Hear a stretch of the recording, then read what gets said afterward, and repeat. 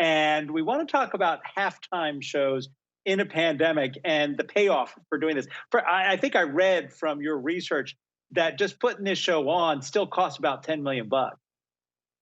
Yes, and that's according to Reuters. The Super Bowl famously doesn't pay its performers, but they will cover all of the upfront production costs, and that could be as much as $10 million.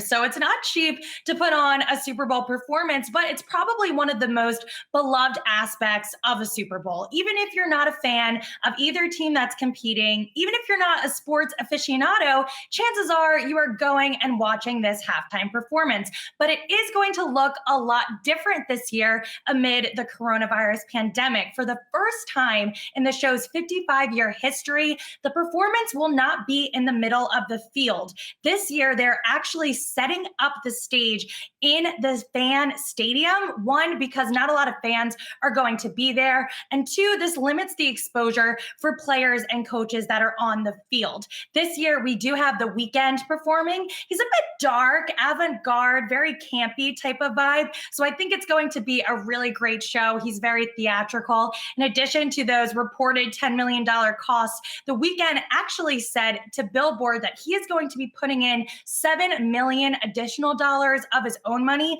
to make sure that this show is as good as it can be. He said he wants to appeal to a lot of the audience in America that is just sitting on their couch and watching from home. So I'm really excited to see this performance. But you might be thinking, okay, they don't pay him. He's paying $7 million from his own pockets. What's the point in doing this? And actually, the payout and return of investment of these artists is pretty big. So if we take a look at Super Bowl performers from the past, you'll see last year Jennifer Lopez and Shakira, they performed a medley of songs which generated over a 1,000% sales increase and over 16,000 digital downloads, according to Billboard. Spotify also said that J-Lo's streams soared by 335% following her performance. Then in 2019, Maroon 5, the band had a sales spike of nearly 500%.